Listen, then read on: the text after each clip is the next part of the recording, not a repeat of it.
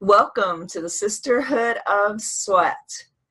This is a solo round today, and it's kind of funny when you're thinking about a topic and it just starts rolling around in your mind how much it relates to what you're going through at the time, and then you think, wow, should I do it on that topic? And I love it when I get confirmation. My topic today is being paralyzed by fear about making the wrong choice. I know I've been rolling around in my mind, I've got some big choices to make, and one of them was opening a gym. I've already have a studio, but I was getting ready to really launch into a major retail space, which would be more commitment and maybe bigger than what I saw myself doing, which is always scary.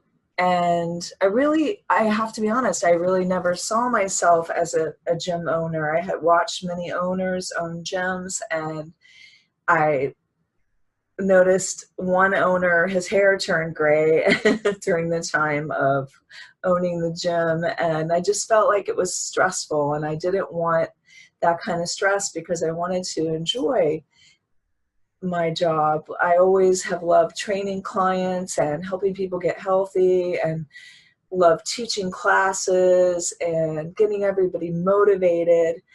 And I just didn't want to have the part of the job that I saw on the other end. And so I think I let that kind of stop me back in fear. And even though back when I was younger, my dream really was I wanted to open a studio, and I wanted to be able to work out all day.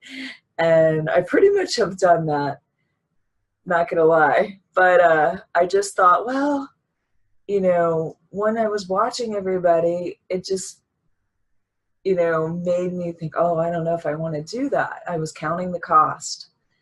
And I was getting that analysis paralysis, like how you get stuck in your brain. You're thinking about all the things that could go wrong instead of thinking about how great it could be and visualizing how many people you could help and how you could have the most awesome gym and how I could have the greatest experience for women that they're not getting out there. And, I know like a lot of studies have been done recently about people that are lonely and they feel like they don't fit in, or they're not really in, like maybe the young group, the hipsters, maybe they're 50s, maybe their husband left them for a younger woman, or they lost their job, or they just don't feel relevant anymore. And I just realized what a niche I have, what a calling I have. And I kept feeling like I was getting this calling about, doing something bigger than I was already doing that would draw women together and just create this force in this community where people could share, feel protected, feel supported, and just so many things along that lines. And so it just, it's just crazy how the Sisterhood of Sweat has kept unfolding from the very first vision I had of women doing a boot camp outside and just running the hill at sunset. And I remember the very first time that I looked out at my boot camp outdoors, and there we were, and it was everything I pictured, imagined, and envisioned. And that was just a small tip of the iceberg. I don't want to call it an iceberg, but basically I just feel there's so much more that I want to do, and I can't do it by myself. So I'm adding some people, and I'm bringing in some staff, and I realize, I think that's how I was thinking before. And I had to realize, I don't have to do things the way that others have done them. And I was stuck in that fear. And how often do we get stuck in that fear where we're paralyzed? We're thinking, this is a big investment. This is going to cost a lot of money. What if the choice is wrong? What if I fail? You worry about all the what ifs instead of what could be, what great things could happen. So I think a lot of times we're stuck in those choices, but if we would just flip the switch and start writing down what is it that you're actually afraid of, and when you see it written down on paper, what are you excited about, and what could happen, and what can you see in the future? What could you visualize? And what are you here for? What is your purpose? And you just really start asking yourselves, those questions. And it was just so funny that I was going through this, and I've had a hamstring reattachment, so I haven't really felt myself. I haven't had the energy that I would normally have, and I thought, what the hell am I doing opening a gym when I can't even hardly walk? And all these doubts, like, oh my gosh, how old you're going to be when it's XYZ, the 5 years from now, and just all the crazy things that roll through your mind. And it was so funny that morning that I listened to a podcast that was all about what I was going through and what I was feeling, and it just kind of reiterated some thoughts for me.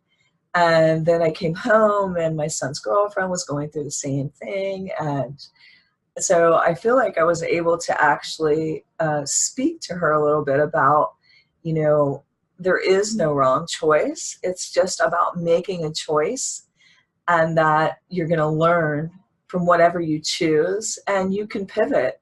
You can, you can find a way out of whatever you need to if it isn't working. It isn't like you're going to be stuck in the concrete, unable to move. And you got to have some faith. You can't see the future. Unfortunately, you might be able to forecast. I believe in forecasting the future somewhat. From the words you say, I think you can tell a lot about where you're headed and where you're going by what words are coming out of your mouth. But again, you have to take a leap. You have to have faith.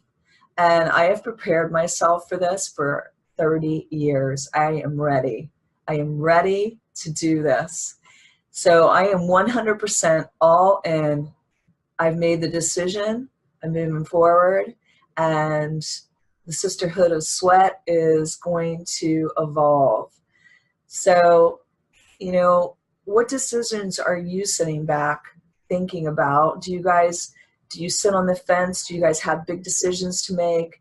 It might not be a decision like that, but it could just be trying to change your career and move forward into something you've been feeling you wanted to do forever, and you're just afraid to take that leap because you're worried about all the what ifs, what if this, what if that. And if you would just step forward, you would, like Martin Luther King says, got to take that first step. You can't see the whole staircase, but the more steps you take towards your passion and your dreams and the things that light you up inside, and you're going to win or you're going to learn.